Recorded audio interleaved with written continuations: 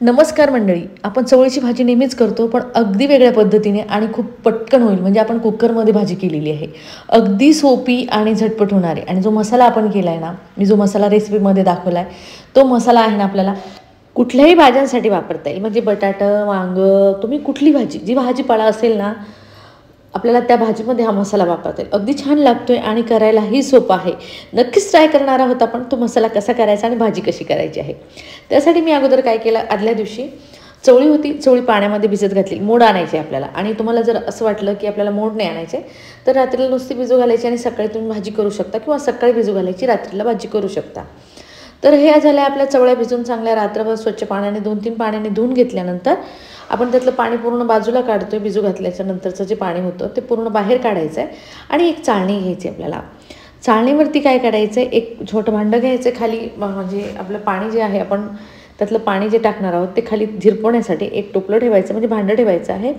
आणि वरून आपलं दाबून आपल्याला चवळ्या अशा चाळणीमध्ये ठेवून द्यायचं आहे. तुम्ही बघितलेत ना मी कशा ठेवल्यात, त्याच पद्धतीने. मटकीसुद्धा याच पद्धतीने ठेवायची, म्हणजे अगदी छान मोड येते. तर आपण सकाळी भिजू घातल्या, रात्रीला चवळ्या चाळणीमध्ये ठेवल्या आणि सकाळी बघतोय तर मस्त मोड आलेले आहेत त्याला. मोड आल्यानंतर काय करायचं, आपल्याला याला स्वच्छ पाण्याने धुवून घ्यायचं आहेत. आपल्याला जेवढ्या लागतील तेवढ्या धुवून घ्यायच्या आहेत. आणि नंतर भाजीची प्रोसिजर करायची. तर हा मसाला, जो मसाला आपण करतो ना, तो खूप छान लागतो आहे. तेल घातले मी 1 चमचा आणि 2 चमचे त्यामध्ये शेंगदाणे घालायचे आहे. आणि खोबऱ्याचे काप घालायचे आपल्याला 8 ते 10. मसाला तुम्हाला जितक्या क्वांटिटीचा करून ठेवायचा त्यानुसार तुम्ही इथे प्रत्येक मसाल्याचं प्रमाण वाढवायचं आहे. तर शेंगदाण्याचं सुद्धा वाढवायचं आणि खोबऱ्याचं सुद्धा. जास्त मसाले आपण इथे वापरलेले नाहीत. परत खूप कमी साहित्यात आणि खूप छान मसाला आपल्याला करता येईल अशा पद्धतीचा आपण मसाला केला आहे. तर शेंगदाणे आणि खोबरं जे आहे ना, ते अगदी छान म्हणजे व्यवस्थित आपलं भाजून झालेलं आहे, म्हणजे ब्राऊन कलरचं झालं आहे. त्याच तेलामध्ये घालायची आपल्याला हरभरा डाळ 2 चमचे. तर यामध्ये मी घातली हरभरा डाळ. ती आपल्याला चांगली ब्राऊन होईपर्यंत भाजून घ्यायची आहे. भाजताना फक्त मसाला काय करायचा, चांगला ब्राऊन होईपर्यंत भाजून घ्यायचा आहे. म्हणजे जो मसाल्याचा रंग येतो ना, तो खूप छान येतो आणि भाजी चवीला पण छान लागते. करपू नाही द्यायचं आहे, ब्राऊन करून घ्यायचं, म्हणजे करपू नाही द्यायचं आहे. तर डाळसुद्धा आपण पॅनमधली काढून घेतली, ब्राऊन झालेली आहे चांगली. आणि नंतर त्यामध्ये घालायचं आहे आपल्याला एक कांदा. मोठा कांदा घेतला आहे मी, तो घातला आहे. मीडियम आकाराचे असतील तर 2 कांदे घाला. मी तुम्हाला सांगितलं आहे की तुम्हाला ज्या क्वांटिटीमध्ये मसाला हवा आहे त्या क्वांटिटीमध्ये तुम्ही पूर्ण साहित्य घ्यायचं आहे. तुम्हाला जर वाटलं आपल्याला 4 ते 5 भाज्याचा मसाला करून ठेवायचा आहे, किंवा 6 ते 7 भाज्याचा करून ठेवायचा, त्यानुसार तुम्ही इथे मसाल्याची भाजणी वाढवू शकता. तर कांदासुद्धा चांगला आपल्याला ब्राऊन होईपर्यंत, म्हणजे रंग बदलेपर्यंत भाजून घ्यायचा आहे. तर इथे तुम्ही बघू शकता कांदा भाजल्यानंतर मी घातलं आहे त्यामध्ये आलं 1 इंच, म्हणजे टोटली 2 तुकडे घातलेत. आणि लसण पाकळ्या घातल्यात 8 ते 10. त्यासुद्धा आपल्याला आवडधोबड भाजून घ्यायचं आहेत.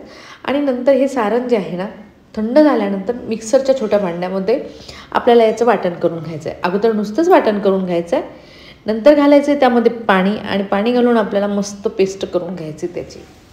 तर तुम्ही इथे बघू शकता चांगलं मी 1 वाटी पाणी घातलं आहे त्यामध्ये, आणि याची आपल्याला पेस्ट करून घ्यायची. तुम्ही म्हणाल रंग जर थोडासा मसाल्याचा व्हाईट आला आहे, शेंगदाण्यामुळे थोडासा व्हाईट येतो, पण चवीला खूप छान लागतो. तर आपल्याला आता काय करायचं आहे, आपल्याला नुसतंच मसाला फ्राय नाही करायचा, भाजी पण करायची. त्यामुळे मी काय करते, डायरेक्ट कुकरमध्येच तुम्हाला मसाला फ्राय करून दाखवणार आहे. त्यासाठी मी चांगलं 1.5 चमचा तेल घातले, किंवा 2 चमचे तेल घालायचे. लसणाची पेस्ट घालायची चांगली 1 चमचा. ती ब्राऊन झाली, म्हणजे लसणाची आवडधोबड जे करून आपण कुटून टाकला आहे तो चांगला ब्राऊन झाला आहे की त्या स्टेजवरती घालायचं आहे आपल्याला मिक्सरमध्ये काढलेला मसाला. हा मसाला जितका छान फ्राय केला जाईल तितका तुमच्या भाजीचा रंग आणि चव छान येईल. तर मसाला फ्राय करताना गॅस मिडियम ठेवायचा आहे, आणि आपल्याला हा मसाला अगदी व्यवस्थितपणे फ्राय करून घ्यायचा आहे. तर मसाल्याने चांगलं तेल सोडलेलं आहे, मसाला चांगला फ्राय करून पण झाला आहे, आणि रंगसुद्धा अगदी व्यवस्थित आलेला आहे. तर याला म्हणतात मसाला फ्राय करून होणे. तर हा मसाला फ्राय करून झाल्यानंतर, आणि हो, कुकरमध्ये काय होतं, आपण जाडं कुकर राहत ना छोटं, त्यामध्ये चिटकत नाही आहे. तर त्यामध्ये घातली आपण अर्धा चमचा हळद, लाल मिर्च पावडर 2 चमचे.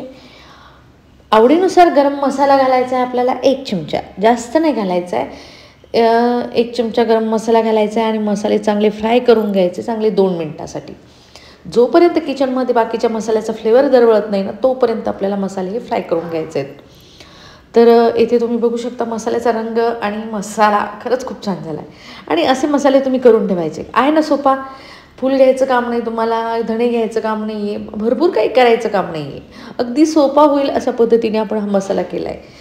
तर हे तुम्ही बघू शकता, मस्त मसाल्याचे गोळे आपण ठेवलेले आहेत आणि जो लागेल तेवढाच आपल्याला मसाला घ्यायचा आहे. आणि हा मसाला कमी क्वांटिटीमध्ये का लागतो ते पण तुम्हाला मी सांगते. आपण जी हरभरा डाळ्यामध्ये घातलेली आहे ना, त्यामुळे थोडा कमीच मसाला लागतो.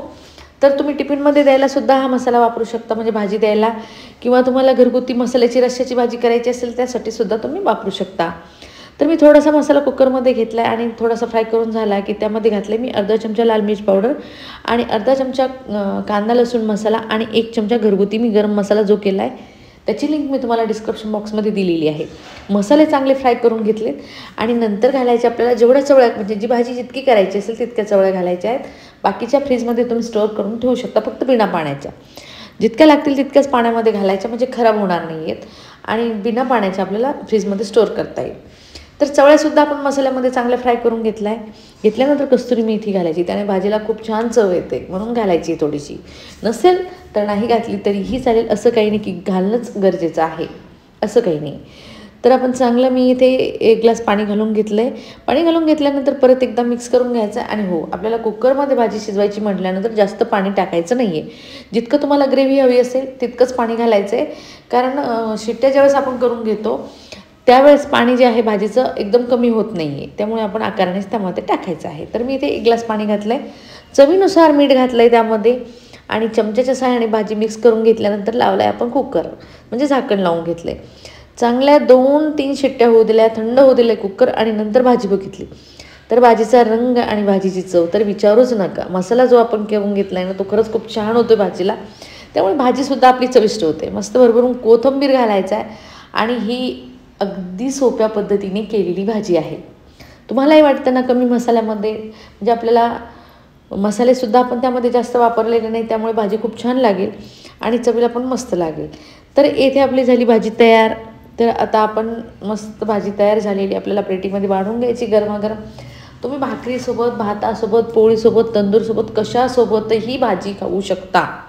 अगदी छान लागेल, अगदी सोपी आणि झटपट होणारी भाजी तुम्हाला कशी वाटली हे कमेंटमध्ये मला नक्की कळवा. तुम्हाला जर हा माझा व्हिडिओ आवडला असेल आणि तुम्ही माझ्या चॅनलवर नवीन असाल तर माझ्या चॅनलला सबस्क्राईब, लाईक, शेअर, कमेंट करायला विसरू नका. तर चला भेटूया अशा सोप्या आणि झटपट होणाऱ्या रेसिपीसोबत. तोपर्यंत बाय.